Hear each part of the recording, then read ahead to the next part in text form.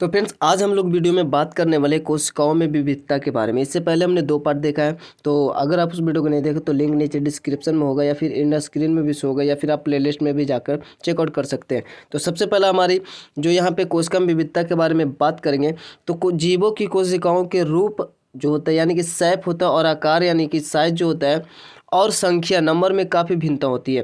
ठीक है, कोशिका कई रूप के होते हैं, कई आकार के होते हैं और कई संख्या होते हैं। हर जीव में अलग अलग संख्या होती है कोशिकाओं की। ठीक है, जो छोटी जीव होगी उसमें छोटा कोशिका मतलब कम कोशिका होगा और जो बड़ा जीव होगा उसमें ज़्यादा कोशिका होगा। ठीक है, तो कोशिका का जो मापन होता है वो माइक्रोन में किया जाता है और यहाँ पे बता रहे हैं कोशिकाओं का आकार माइक्रोन में मापा जाता है। माइक्रोन का सैंपल कुछ इस प्रकार से होता है। ठीक है, जो कि नीचे लिखा हुआ है माइक्रोन मीटर में मापा जाता है। ठीक है, माइक्रोन मीटर और 1 माइक्रोन मीटर में लगभग यहाँ पे 10 लाख 1/10 लाख होता है। ठीक है, मीटर तो 10 के पावर यहाँ पे 6 लिख सकते हैं डायरेक्टली। ठीक है, इतना मीटर होता है यानी कि 1 माइक्रोन मीटर में होता है 10 के पावर -6। चूँकि ये प्लस में है नीचे ऊपर जाएगा तो -6 हो जाएगा। ठीक है, यानी 1/10 लाख इसको बोल सकते हैं। तो ये होता है यानी 1 मीटर को हम लोग 10 लाख पार्ट कर दे तो उतना छोटा मतलब उस इतना छोटा माइक्रोन होता है माइक्रोन मीटर और उसमें हम लोग कोशिका को मापते हैं चूँकि कोशिका काफ़ी छोटा होता है। ठीक है, तो ये माइक्रोन में मापा जाता है और सबसे छोटी कोशिका जो कम से कम साइज का कोशिका होता है वो 0.1 माइक्रोमीटर का होता है और सबसे बड़ा अधिकतम जो हो सकता है वो 170 × 135 मिलीमीटर होता है। ठीक है, सबसे छोटी कोशिका की बात किया जाए तो यहाँ पे प्लूरोनोमिनिया जो बताया जाए चूँकि जो ये प्लाज्मोडियम का पुराना नाम है। ठीक है, तो प्लाज्मोडियम जो होता है वो सबसे छोटी कोशिका होता है जिसको हम लोग यहाँ पे इस बुक में लिखा हुआ है प्लूरोन्यूमोनिया। ठीक है, तो इसका जो साइज़ है वो 0.1 माइक्रोमीटर का होता है और जो शुतुरमुर्ग का अंडा है वो सबसे बड़ा होता है और इसका जो अधिकतम साइज होता है वो 170 × 135 मिलीमीटर में ही है। ठीक है, यानी कि कोशिका कम से कम 0.1 माइक्रोमीटर का हो सकता है और सबसे बड़ा जो होता है 170 × 135 मिलीमीटर का हो सकता है। जो सबसे बड़ा जो मुर्गा है वो शुतुरमुर्ग का अंडा होता है, सबसे बड़ी कोशिका होती है और सबसे छोटी कोशिका की बात किया जाए तो प्लूरोन्यूमोनिया है। ठीक है, उसके बाद आगे बढ़ते हैं तो जीवाणु की कोशिका जो वो 1 माइक्रोमीटर से 10 माइक्रोमीटर व्यास तक की जाती है। व्यास वही जो वृत्त होता है उसका जो व्यास होता है, चूँकि कोशिका को भी मापा जाता है तो उसी प्रकार से मापा जाता है व्यास के ही रूप में। ठीक है, तो वैसे ही मापा जाता है इसको, तो उसी को हम लोग माइक्रोमीटर में बोलते हैं। जैसे ऊपर हमने देखा 0.1 माइक्रोमीटर तो उसका भी व्यास ही है। ठीक है, और सबसे जो हमारा शरीर का जो तंत्रिका कोशिका वो 1 मीटर से अधिक हो सकती है और ये सबसे लंबी कोशिका होती है हमारे शरीर की। ठीक है, तो चूंकि ये जो हमारा लंबा कोशिका होता है और ये 1 मीटर से अधिक हो सकती है। ठीक है, 1 मीटर से अधिक का मतलब इसको हम लोग ईजिली देख सकते हैं और शरीर का सबसे लंबी कोशिका यही है।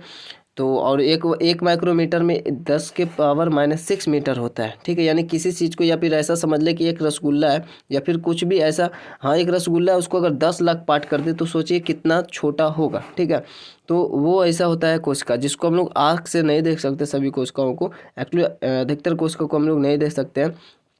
और ये फिर जो हमारा तंत्रिका कोशिका है जिसको हम लोग न्यूरॉन भी बोल सकते हैं, इस कोशिका में जो विभाजन नहीं होता है, या जैसे कि कहीं भी हमारा शरीर है वो टूट फूट जाता है, कहीं भी ब्रेक हो जाता है तो वहाँ पे कोशिका डिवीजन के द्वारा वो ठीक हो जाता है। ठीक है, क्योंकि शरीर का सब चीज़ हमारा जो भी है वो कोशिका का बना हुआ होता है। तो कहीं पर अगर ख़राब हुआ कुछ भी, कहीं पर कट फट गया तो समझे वहाँ पर कोशिका ख़राब हुआ। ठीक है, तो वो कोशिका डिवीजन के द्वारा मेंटेन होता है। लेकिन जो न्यूरॉन है जो कि दिमाग में होता है, ठीक है, जो ये कोशिका विभाजन इसमें नहीं होता है और इसीलिए बोला जाता है हेलमेट पहनकर आपको गाड़ी वगैरह चलाना है। ठीक है, तो इसलिए चूंकि यहाँ पे अगर यहाँ पे सेल डैमेज हो जाता है तो वो डिवीजन नहीं होता, वो द्विविभाजन नहीं होगा उसका, तो वो वैसे ही रह जाएगा और इंसान की मृत्यु हो जाती है। तो इसलिए हेलमेट पहनकर चलना चाहिए।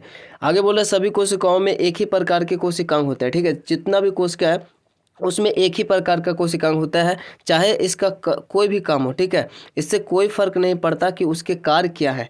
सभी कोशिका जो भी हम लोग देखते हैं उसमें केंद्रक होगा, माइटोकॉन्ड्रिया होगा, कुछ जैसे पादप कोशिका हुआ और जीवाणु कोशिका जो जंतु कोशिका है उसमें कुछ अंतर हो सकते हैं, लेकिन जो जंतु कोशिका है जिसमें सभी में कोशिकांग सेम होंगे। और ये कोशिका विविधता के बारे में बात करें तो कई प्रकार की कोशिकाएँ होती है। जैसे देखिए ये क्लेमाइडोमोनास है और ये जीवाणु है, लाइकोसाइट है, ये हमारा तंत्रिका कोशिका है, ये अमीबा है, मेडाकिला रक्त कोशिका है, यकृत कोशिका ये है और वसा कोशिका ये है जिसको फैट बोलते हैं। तो सभी चीज़ कोशिका का बना हुआ होता है। शुक्राणु कोशिका ये है। ठीक है, और उसके बाद अरेखित पेशी तंतु ये है। पेशी तंतु, और अस्थि कोशिका ये है, और डायटम ये है। तो ये हमारे कुछ कोशिका है जो विभिन्न प्रकार का होता है। सबका रूप, रंग, जो शेप होता है, जो आकार होता है, वो सबका अलग अलग काम के अनुसार होता है। सपोज है कि अगर हम लोग हथौड़ी की बात करें, ठीक है, तो ये जो हथौड़ी है इसका काम होता है क्या कि किसी चीज़ पे किसी को ठोकना। अगर ये इस प्रकार से होता है ना नीचे, ठीक है, अगर ये नुकीला हो इस प्रकार से, तो इससे हम लोग किसी चीज़ को ठोक नहीं सकते। तो ठोकने के अनुसार इसका जो रूप है वो इस प्रकार से है, ठीक है। इस प्रकार कोशिका का भी होता है। उसके बाद हम लोग यहाँ पे कुछ क्वेश्चन को देख लेते हैं। अगर ये पूछा जाए आपसे तो ये आपका आंसर होगा कि कोशिका एक संरचनात्मक इकाई है कैसे। तो चूंकि कोशिका हमारे शरीर को आकार प्रदान करता है, इसलिए यह शरीर का संरचनात्मक इकाई है, ठीक है। और अगर पूछा जाए कोशिका एक क्रियात्मक इकाई है कैसे, तो शरीर की सभी कार्य कोशिकीय स्तर पर होते हैं, इसलिए यह शरीर का क्रियात्मक इकाई है। अगर दोनों मिलाकर बोला जाए कि कोशिका एक संरचनात्मक इकाई है, संरचनात्मक तथा क्रियात्मक इकाई है कैसे, तो दोनों मिलाकर देना है, ठीक है। तो हमने विविधता को देख लिया, कई प्रकार के कोशिका होते हैं। तो इसी में एक बात आती है कि आवर्धन लेंस की खोज के बाद सूक्ष्मदर्शी का आविष्कार संभव हो सका, ठीक है। जब आवर्धन जो जूम करने वाली होती है लेंस, उसके बाद सूक्ष्मदर्शी का आविष्कार हो सका, और यह पता चला कि एक कोशिका जो जीव है वो एक कोशिका स्वयं ही एक संपूर्ण जीव हो सकती है, ठीक है। जो जैसे हम लोग कई एक कोशिकीय जीव देखते हैं, तो वो एक कोशिका है, वो स्वयं में एक संपूर्ण जीव है, और उसका एक ही कोशिका के द्वारा सारा काम जो है, सारा काम वो एक कोशिका स्तर पर होता है, जैसे अमीबा, पैरामीशियम हमने देखा। अब ये बात है कि यहाँ पे एक कोशिकीय और बहुकोशिकीय जो जीव की हम लोग बात जो सुनते हैं, तो उसको दो भाग में बांटा गया। कोशिका की संख्या के आधार पर जीवों को दो भाग में बांटा गया, ठीक है। जीवों को दो भाग में बांटा गया, एक कोशिकीय जीव और दो बहुकोशिकीय जीव, कोशिका की संख्या के आधार पर। तो एक होता है एक कोशिकीय जीव, तो वे जीव जो एक ही कोशिका के बने होते हैं एक कोशिकीय जीव कहलाते हैं, जैसे अमीबा, पैरामीशियम, क्लेमिडोमोनास और बैक्टीरिया etc। ऐसा कई सारे होंगे जो एक कोशिकीय होंगे। ये सिर्फ यूनिसेलुलर इसको बोलते हैं, तो ये सिर्फ एक कोशिका का बना होता है। और बहुकोशिकीय की बात करें, इसमें हम लोग भी आ जाते हैं। तो वे जीव जो अनेक कोशिका का बना होता है बहुकोशिकीय जीव कहलाता है। इसमें कई सारे कोशिकीय होंगे, जैसे फंजाई हो गया, पादप हो गया, तथा मनुष्य और अन्य जंतु जो भी है वो सब बहुकोशिकीय होंगे।